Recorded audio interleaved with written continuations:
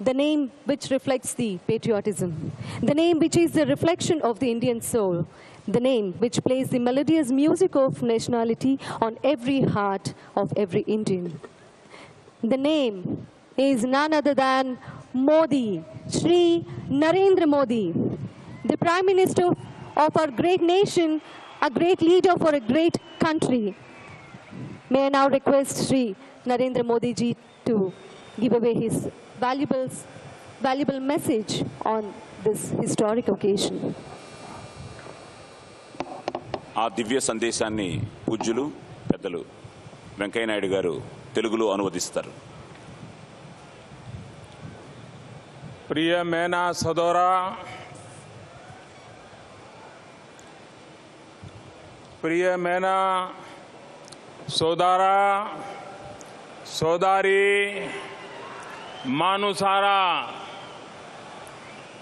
नमस्कारम.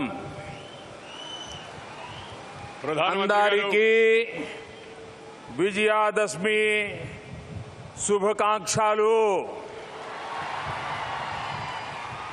ప్రియమైన సోదరీమణులారా, మీ అందరికీ పవిత్రమైన విజయదశమి శుభాకాంక్షలని ప్రధాని గారు తెలియజేస్తున్నారు. आंध्र प्रदेश के राज्यपाल श्रीमान नरसिम्हन जी, राज्य के मुख्यमंत्री श्रीमान चंद्रबाबू जी, केंद्र में मंत्री परिषद के मेरे साथी श्रीमान वेंकैया नायडू जी, मंत्रिमंडल के मेरे साथी श्री अशोक गजपति राजू जी, सिंगापुर के minister for trade and industry mister S Eswaran, Tamil Nadu के राज्यपाल श्रीमान रोसैया जी, असम एवं नागालैंड के राज्यपाल श्रीमान पी.बी. आचार्य जी, तेलंगाना के मुख्यमंत्री श्रीमान के.सी. राव, सुप्रीम कोर्ट के न्यायाधीश जस्टिस एन.वी. रमणा जी, केंद्र में मंत्रिमंडल के मेरे साथी श्रीमान बंडारू दत्तात्रेय जी, केंद्र में मंत्रिमंडल के मेरे साथी श्रीमती निर्मला सीतारामन जी, जापान के state minister of economy, trade and industry mister Yosuke Takagi, केंद्र में मंत्रिमंडल के मेरे साथी Shriman Y S. Chowdary, Hyderabad high court के कार्यवाहक मुख्य न्यायाधीश जस्टिस दिलीप भोसले जी, आज विजयादशमी के इस पावन पर्व पर और नवरात्रि की शक्ति उपासना के बाद आंध्र प्रदेश एक महत्वपूर्ण कदम उठा रहा है. నవరాత్రి ఉపవాసాలు పూర్తి చేసుకుని విజయదశమిలో ప్రవేశించిన ఈ సందర్భంగా ఆంధ్రప్రదేశ్ ఒక నూతన అధ్యాయంలో ప్రవేశిస్తూ ఉంది. आज आंध्र प्रदेश की राजधानी, जो राजधानी सदियों से अपनी एक सांस्कृतिक विरासत लेकर के जी रही है, अपनी एक ऐतिहासिक विरासत को लेकर के जी रही है, उस संस्कृति के साथ जोड़ते हुए, उस ऐतिहासिक विरासत को साथ जोड़ते हुए अमरावती नए रंग रूप के साथ, नए आधुनिक साज सज्जा के साथ आंध्र के आशा अपेक्षा का केंद्र बिंदु बनने जा रही हैं और एक प्रकार से सच्चे अर्थ में पीपल्स कैपिटल बनने जा रही हैं. मैं यहाँ की सरकार को, यहाँ के नागरिकों को हृदय से बहुत बहुत बधाई देता हूँ, अभिनंदन करता हूँ.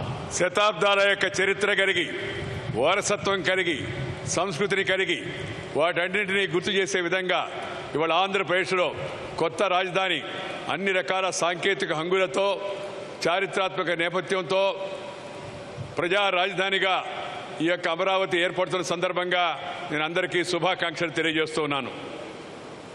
सरकार बनने के इतने कम समय में चंद्रबाबू ने जिस गति से इस काम को हाथ में लिया और इसको दुनिया में जो कुछ श्रेष्ठ है उसको समाहित करने का प्रयास किया, इसलिए मैं चंद्रबाबू जी को हृदय से बहुत बहुत अभिनंदन देता हूं। ప్రభుత్వం ఏర్పడిన కొద్ది రోజుల్లోనే ప్రపంచంలో ఎక్కడెక్కడ ఏ మంచి అలవాట్లు మంచి పద్ధతులు ఉదాహరణలు ఉన్నాయో వాటన్నిటిని సేకరించి ఆంధ్రప్రదేశ్ ముఖ్యమంత్రి శ్రీ చంద్రబాబు నాయుడు వాటన్నిటిని జోడించి ఈ కార్యక్రమాన్ని చేపట్టినందుకు నేను వారికి హృదయపూర్వకంగా అభినందనలు తెలియజేస్తున్నాను శ్రీ చంద్రబాబు నాయుడు గారికి। हमारा देश आजाद होने के बाद बहुत कम नए शहर बने हैं और उसके कारण भारत में नए शहर बनाना ये विषय उतनी मात्रा में लोगों में प्रचलित नहीं है कि आज के युग में जितनी मात्रा में होना चाहिए था। స్వాతంత్ర అనంతరం మన దేశంలో దురదృష్టవశాత్తు కొత్త నగరాల యొక్క సుందర నగరాల యొక్క నిర్మాణం అనుకున్నట్టుగా జరగలేదు, కానీ ఇవాళ ఆ అవసరం ఎంతో కూడా ఉంది। दुर्भाग्य से पिछले कुछ दशकों में हमारे देश में एक ऐसी सोच बनी कि अर्बनाइजेशन एक समस्या है और उसी के चलते हमने इस ग्रोथ सेंटर की तरफ अनदेखी की है। మన దేశంలో ఈ పట్టణీకరణ వైపు తగినంత మనం శ్రద్ధ తీసుకోలేదు, అందుకని ఇవాళ ఈ అస్తవ్యస్త పరిస్థితి ఏర్పడింది। आज समय की मांग है कि अर्बन डेवलपमेंट को हमने समस्या नहीं मानना चाहिए, उसे एक अपॉर्चुनिटी मानना चाहिए। ఈ పట్టణీకరణ ఒక సమస్యగా కాకుండా ఇది ఒక గొప్ప మహత్తర అవకాశంగా చేపట్టి పట్టణాల యొక్క అభివృద్ధి కార్యక్రమాన్ని చేపట్టవలసి ఉంది। और इसीलिए भारत सरकार ने दुनिया जिस प्रकार से बदलती रही है, जिस प्रकार से टेक्नोलॉजी का उपयोग हो रहा है, हमें एक आधुनिक शहरों की रचना की ओर जाना होगा और 100 स्मार्ट सिटी की दिशा में जाने का एक अहम कदम भारत सरकार ने उठाया है। ప్రపంచంలో ఏ విధంగా అయితే సాంకేతిక పరిజ్ఞానాన్ని ఉపయోగించి సుందర నగరాల వైపు దృష్టి సారిస్తున్నారో అదేవిధంగా భారతదేశంలో కూడా ఈ శాస్త్రీయ సాంకేతిక పరిజ్ఞానాన్ని ఉపయోగించి అత్యంత ఆధునికమైన యొక్క సుందరమైన యొక్క ఆకర్షణీయ నగరాలను 100 నగరాలను ఏర్పాటు చేయాలని భారత ప్రభుత్వం కూడా నిర్ణయించింది। और ये शहर इकोनॉमिक एक्टिविटी के भी सेंटर हो, आर्थिक ग्रोथ के भी वो इंजन बने, इस प्रकार के शहरों की एक रचना नए सिरे किसी करने की दिशा में हमारा प्रयास है। ఈ కొత్త నగరాల్లో ఒకవైపు సంపదను సృష్టించడము, మరొక వైపు ఆధునీకరించడము, ప్రజల యొక్క జీవనంలో మెరుగుదల తీసుకురావడం ఇది నా యొక్క ఉద్దేశం। और तब जाकर के ये नए आधुनिक शहर जिसमें आधुनिक से आधुनिक टेक्नोलॉजी का उपयोग हो, आधुनिक से आधुनिक ट्रांसपोर्टेशन हो, वॉक टू वर्क की योजना हो, ग्रीन हो, नो वेस्टेज वाला सिटी बने। వ్యర్థాలు ఉండకుండా మనం నడిచిపోయి పని చేసుకునేదానికి అవకాశం కలిగించే విధంగా వాహనాల అవసరం లేకుండా అదేవిధంగా ఆధునిక హంగులు కూడా కలిసి అన్ని విధాల ప్రజలకు అందుబాటులో ఉండేటువంటి నగరాలను మనం ఏర్పాటు చేసుకోవాల్సి ఉంది। వ్యర్థ పదార్థాలు ఎక్కువగా రాకుండా పరిశుభ్రతగా ఉండేటువంటి నగరాలను మనం ఏర్పాటు చేసుకోవాల్సి ఉంది। मैं आशा करता हूं कि देश के अंदर अर्बन डेवलपमेंट की दिशा में जो नए कदम उठाए हैं उसमें अमरावती, आंध्र प्रदेश एक सीमा चिन्ह के रूप में मार्गदर्शक काम करेगा, ऐसा मुझे विश्वास है। ఈ దేశంలో పట్టణాభివృద్ధి ఏదైతే వేగంగా ముందుకు వెళ్తుందో దాంట్లో ఆంధ్రప్రదేశ్ ఈ అమరావతి నగరం కూడా ఒక ముఖ్య భాగస్వామి దిక్సూచిగా ఉండాలని చెప్పని నేను ఆశిస్తూ ఉన్నాను। अभी जापान के मंत्री श्री बता रहे थे कि नया शहर कितना बनाना कितना कठिन होता है, उसका जापान को भली भांति अनुभव है। జపాన్ మంత్రి గారు ఇప్పుడే కొత్త నగరం ఏర్పాటు చేయడంలో ఎలాంటి సమస్యలు ఎదురవుతాయి, సవాళ్లు ఎదురవుతాయని అనేక అనుభవాలు ఇప్పుడు చెప్పారు। मेरे जीवन में भी ऐसा अवसर आया जब 2001 में गुजरात में भयंकर भूकंप आया, उसके बाद मुझे गुजरात के मुख्यमंत्री का दायित्व आया।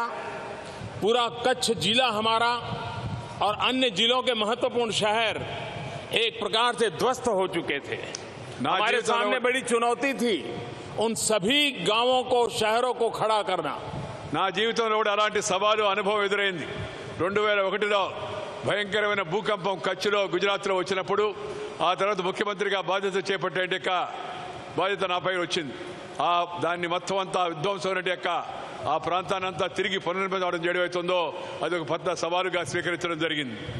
लेकिन जब पॉलिटिकल व्हील हो, जनता जनार्दन का समर्थन हो, स्पष्ट दृष्टि हो, तो सिद्धियां प्राप्त होके रहती हैं और आज वो जिला हिंदुस्तान के फास्टेस्ट गति से आगे बढ़ने वाले जिलों में अपनी जगह बना रहा है. ఒక రాజకీయ దృఢ సంకల్పం ఉంటే, సత్సంకల్పం ఉంటే, ప్రజల యొక్క మద్దతు ఉంటే దేన్నైనా నెరవేర్చడానికి ఉదాహరణ, సజీవ ఉదాహరణ కచ్ జిల్లా. ఇవాళ దేశంలో, రాష్ట్రంలో అభివృద్ధి చెందిన జిల్లాల్లో ప్రముఖంగా పేర్కొనే విధంగా ఆ కచ్ జిల్లా తిరిగి పునర్నిర్మాణం చేయడం జరిగిందని సందర్భంగా మీ అందరికీ మనం చేస్తున్నాను. जब ये अमरावती का मुझे निमंत्रण मिला, मैंने बाबू को कहा था मैं जरूर आऊंगा, लेकिन जब मैंने अखबार में पढ़ा कि चंद्रबाबू तेलंगाना के मुख्यमंत्री के घर गए, जाकर के उन्होंने उनका निमंत्रण दिया, ये जब समाचार मेरे पास आए तब मेरी खुशियों का पार नहीं रहा था और इसलिए मैं उनको विशेष बधाई देता हूं इस काम के लिए. ఈ యొక్క ఆంధ్రప్రదేశ్ యొక్క రాజధాని అమరావతికి శంకుస్థాపనకు రావాలని నాకు ఆహ్వానం ఇచ్చినప్పుడు నేను అంగీకరించాను. ఆ తర్వాత నాకు వార్తా ప్రసారాల ద్వారా సమాచారం తెలిసింది. శ్రీ చంద్రబాబు నాయుడు గారు తెలంగాణ ముఖ్యమంత్రి శ్రీ చంద్రశేఖరరావు గారి ఇంటికి వెళ్ళి స్వయంగా ఆహ్వానించాడని చెప్పారంటే నేను మనసులో ఎంతో సంతోషించాను. कुछ लोगों के राजनीतिक स्वार्थ के कारण विचार विमर्श की प्रक्रिया को पूर्ण किए बिना हड़बड़ में, जल्दबाजी में आंध्र और तेलंगाना विभाजन हुआ.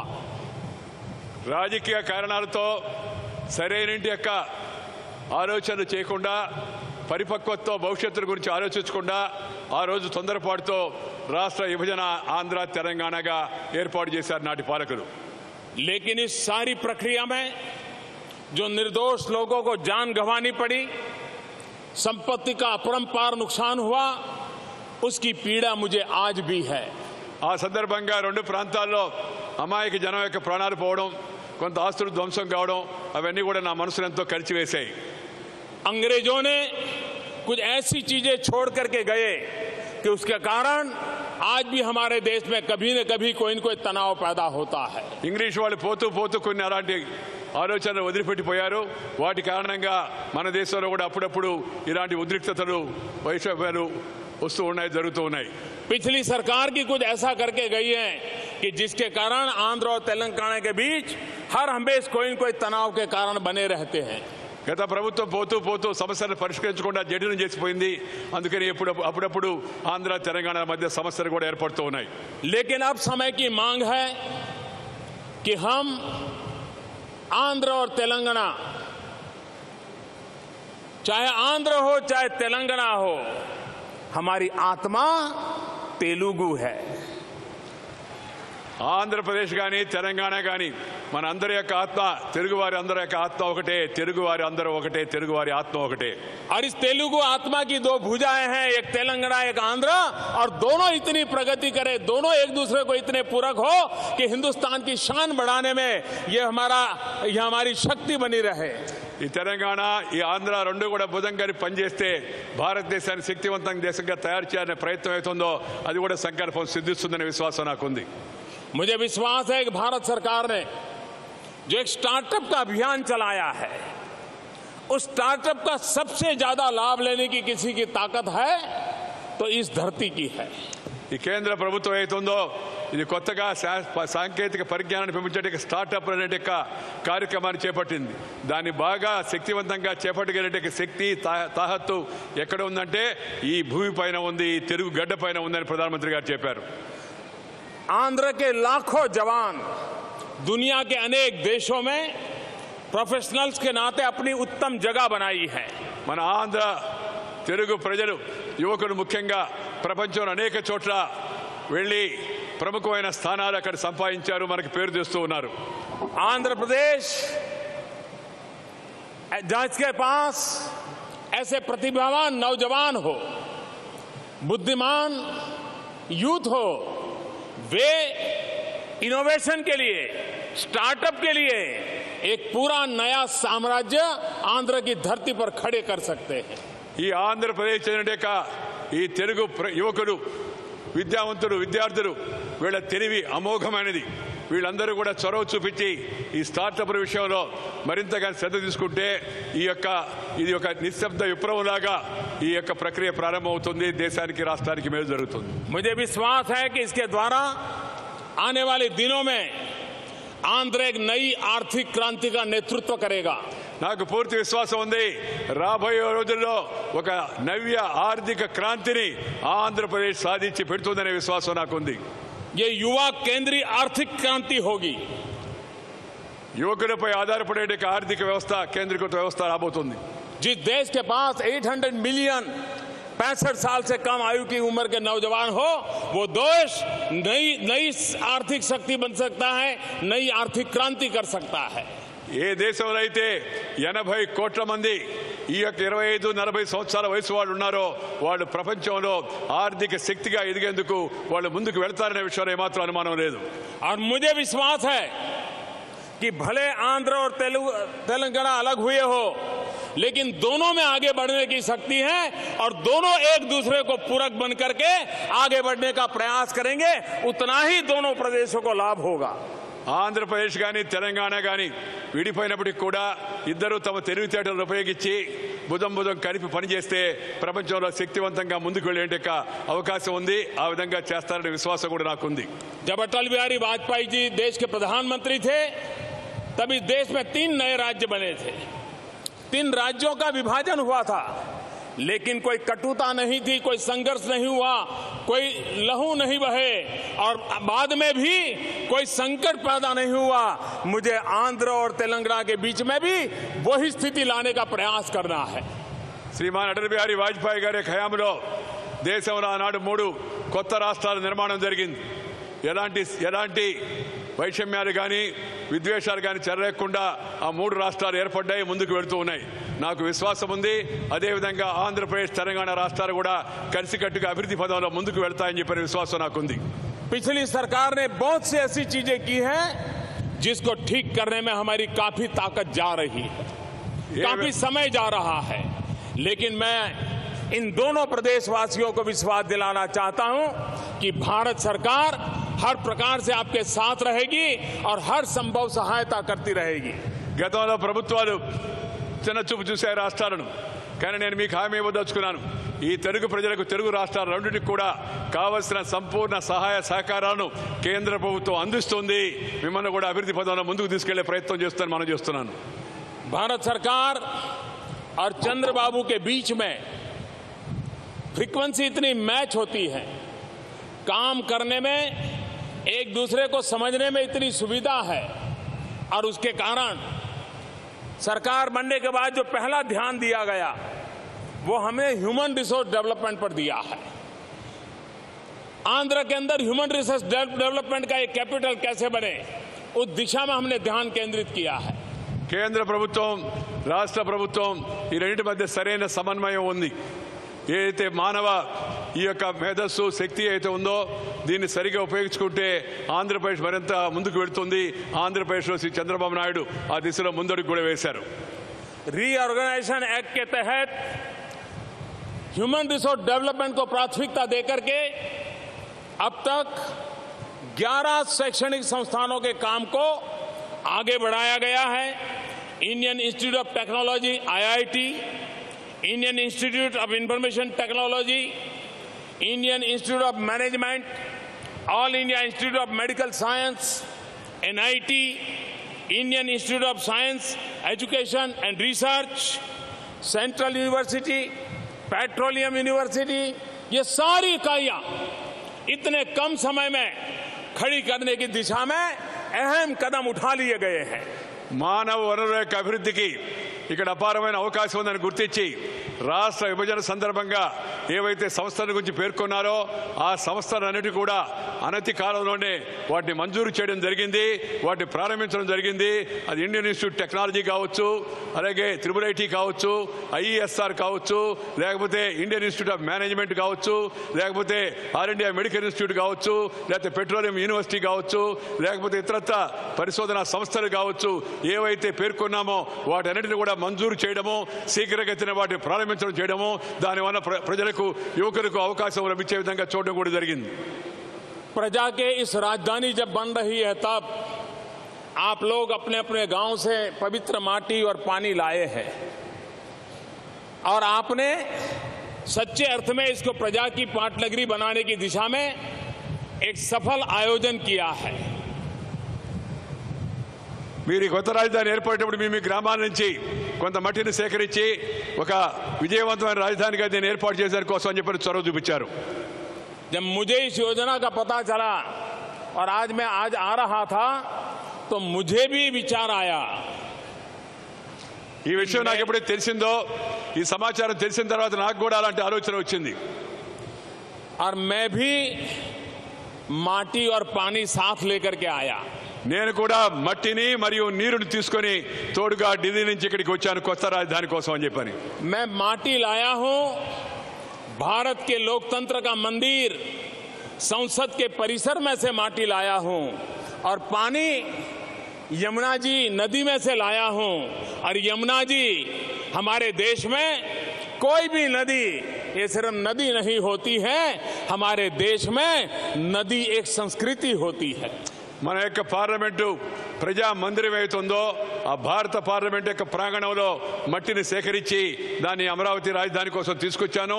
దానితో పాటు మనం ఎంతో పవిత్రమైన సంస్కృతికి కేంద్ర బిందువైన యమునా నది నుంచి కూడా ఢిల్లీ నీరుని తీసుకొచ్చాను. మట్టి నీరు రెండు కూడా ఈ రాజధాని కోసం నాతో పాటు తీసుకురావడం జరిగింది. और जब मैंने चंद्रबाबू को दिया तो उनको आश्चर्य हुआ और वो मुझे कह रहे कि बड़ा इमोशनल टच है मेरे मन को. చంద్రబాబు నాయుడుకి ఎప్పుడైతే నేను వీటిని అందించానో ఆయన అన్నాడు, నాకు మనసులో ఎంతో ఉద్వేగం కలుగుతూ ఉంది. మీరు ఢిల్లీ నుంచి పార్లమెంట్ నుంచి మట్టిని తీసుకురావడం, యమునా నది నుంచి నీరు తీసుకురావడం నాకెంతో ఉద్వేగాన్ని ఆనందభరితం చేసిందని చెప్పి చంద్రబాబు నాయుడు గారు చెప్పారు. लेकिन मैं आंध्रवासियों को कहना चाहता हूं, ये सिर्फ संसद परिसर की मिट्टी या यमुना जी नदी का जल इतना ही नहीं है, ये तो एक प्रकार से देश की राजधानी अब अमरावती पहुंच गई है, इसका संदेश है. కేవలం ఆ ఢిల్లీలో పార్లమెంట్ ప్రాంగణంలో మట్టి లేదా యమునా నది నీరు కాదు ఇక్కడికి వచ్చింది. ఈ దేశం యొక్క రాజధాని మీ రాష్ట్ర రాజధానిలో కలవడం కోసం నేరుగా ఇక్కడికి వచ్చిందని చెప్పి సందర్భంగా మనం చేస్తున్నాను. ये प्रतीक इस बात का संदेश लेकर के आया है, ये सिंबल में वो ताकत है, वो विश्वास देता है कि आंध्र के विकास की यात्रा में दिल्ली कंधे से कंधा मिला करके चलेगा, हर समय साथ रहेगा और नई ऊंचाइयों को पार करके रहेगा. ఇది కేవలం లాంఛనప్రాయంగా తెచ్చింది కాదు. దీని యొక్క సందేశం ఏంటంటే ఆంధ్రప్రదేశ్ యొక్క అభివృద్ధి పదంలో ప్రతి అడుగులో కూడా కేంద్రం రాష్ట్రంతో కలిసి భుజం భుజం కలిపి నడుస్తుంది, మీ అభివృద్ధికి అన్ని విధాలా ప్రోత్సాహిస్తుందని చెప్పని ఇది సంకేతం అని చెప్పని మీ అందరికీ మనం చేస్తున్నాను. जिन लोगों को आंध्र और तेलंगाना का विभाजन करने के साथ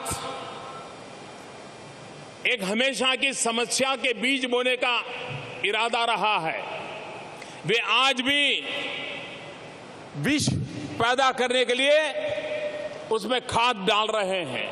రాజకీయ కారణాలతో రాష్ట్ర విభజన ఆ దృష్టికోణంతో చూసిన వాళ్ళు ఇప్పుడు కూడా విభజన అయిన తర్వాత కూడా దీంట్లో విష బీజాలు నాటే ప్రయత్నం చేస్తూ ఉన్నారు. भ्रम फैलाने की कोशिश कर रहे हैं, భ్రమ కలిగించే ప్రయత్నాలు చేస్తూ ఉన్నారు. नौजवानों की भावनाओं को भड़काने का प्रयास कर रहे हैं. యువకుల్లో ఉండే భావోద్రేకాన్ని రెచ్చగొట్టే ప్రయత్నాలు చేస్తూ ఉన్నారు. लेकिन मैं आज अमरावती सांस्कृतिक नगरी से